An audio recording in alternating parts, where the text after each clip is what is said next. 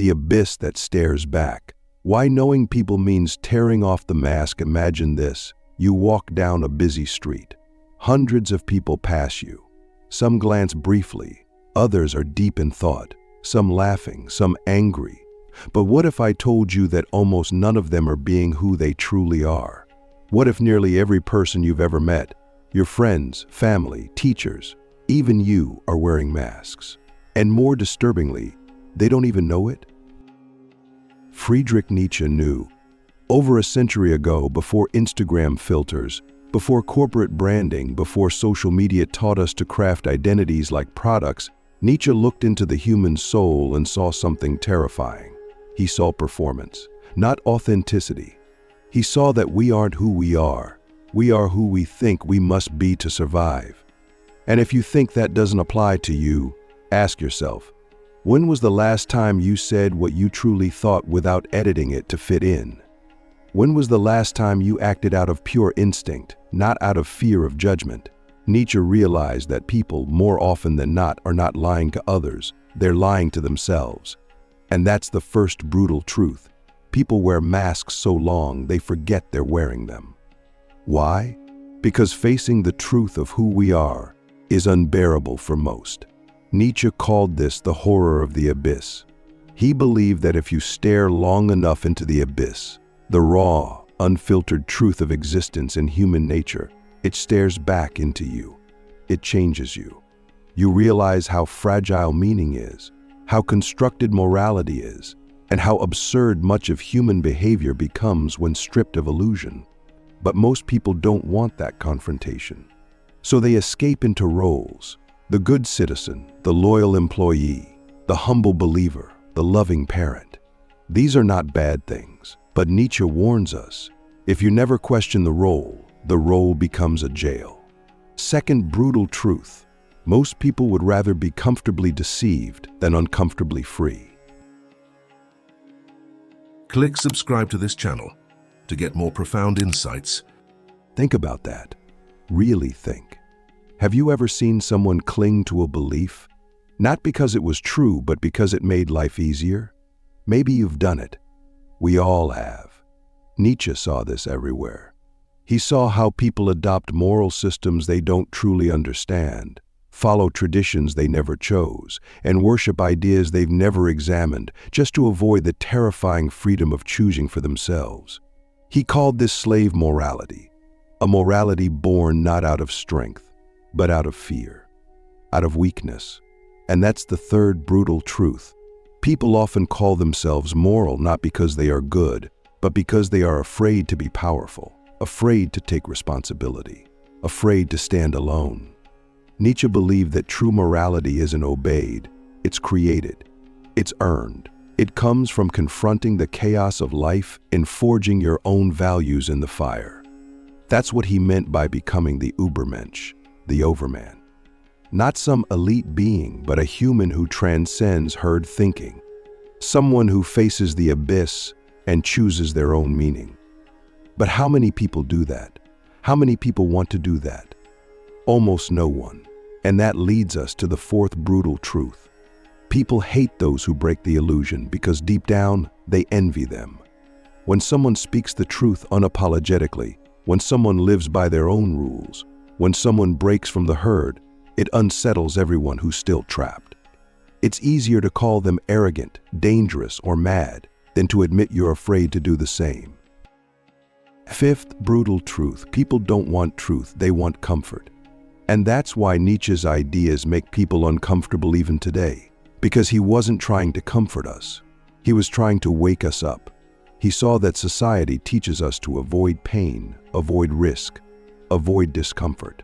But what if those things are the only path to real growth? What if avoiding pain is what keeps us small? Nietzsche wrote, "One must still have chaos in oneself to give birth to a dancing star." That's not just poetic. That's a call to embrace the parts of ourselves we fear. To stop numbing, stop pretending, and start becoming. Ask yourself this: when was the last time you chose growth over comfort, even when it hurt? That's where Nietzsche begins to separate from most thinkers. He doesn't want followers. He doesn't want you to agree. He wants you to become. to evolve. And that means confronting more brutal truths, truths about weakness, herd instinct, and the lies we tell ourselves to stay safe. Most people don't want to be free. They want to be led by someone who tells them they're free. That's brutal truth number 6.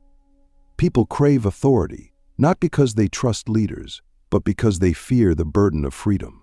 Think about how often people outsource their beliefs to religion, ideology, or politics, not because they've reasoned it out, but because it relieves them of the responsibility to think deeply. Nietzsche saw through that. He warned us about the dangers of following without questioning, of believing without knowing. He saw that people would rather kneel to an illusion than stand alone in truth. And this brings us to number 7. People will destroy what they envy but cannot become. This is why history is full of prophets, revolutionaries, thinkers, crucified, exiled, silenced. Not because they were wrong, but because they were too right. They revealed too much.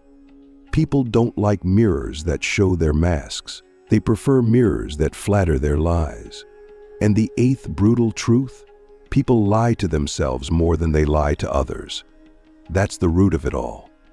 Nietzsche believed that self-deception was the most dangerous force in the world. More than war, more than hate, because when you lie to yourself, every choice that follows is corrupted. You can't build truth on a foundation of illusion. That's why Nietzsche's work isn't just philosophy, it's psychological warfare. Against yourself, against your own comfort zones. He dares you to ask, what lies are you still telling yourself? What truth are you still running from? How weakness becomes a weapon. The psychology of the herd lets strip away the fantasy of strength for a moment. Nietzsche made a haunting observation that still echoes today. Many people don't actually want to be strong, they want to appear moral while punishing those who are truly independent. In his view, weakness wasn't just a lack of power, it was often disguised as virtue. That brings us to the 10th brutal truth. People often use morality as a shield to hide their resentment. Think about it. When someone sees another person rise, through discipline, confidence, originality, what's the common reaction? Admiration? Sometimes, but more often, jealousy. Envy disguised as outrage. Nietzsche called this resentment a deep, smoldering hatred that the weak feel toward the strong. Not because the strong did anything wrong, but simply because they are strong. This leads to the 11th brutal truth. The herd doesn't want to elevate you. They want to absorb you. If you stand out, if you dare to be different, you will be pressured to conform. Not explicitly. It won't always be threats. It will be subtle, disapproval, silence, gossip, questions like who does he think he is? Nietzsche understood that the group, the collective, functions best when no one rises too far above. The tall poppy gets cut, not because it's wrong, but because it reminds the others that they could have grown but didn't. So the herd turns its mediocrity into morality. It says, we are humble, we are equal, we are good, and anyone who challenges that must be dangerous. Sound familiar? 12th brutal truth. People will praise your potential until it threatens their comfort. Have you ever noticed how people cheer you on when you're struggling, but turn cold when you start succeeding?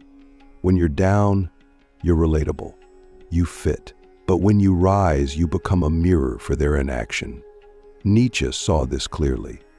He believed that most people don't want you to become your higher self, because your transformation forces them to confront their own stagnation. That's why he wrote, "You have your way, I have my way. As for the right way, the correct way, and the only way, it does not exist." That's not relativism, that's a warning. If you don't find your own path, the herd will gladly choose one for you, and it will be safe, small, and suffocating. Now let's go even deeper. Nietzsche said that man is not a rational animal who sometimes acts irrationally. No, he believed man is an irrational creature who pretends to be rational. That's the 13th brutal truth. People don't reason, they rationalize. They make emotional decisions first, then dress them up in logic.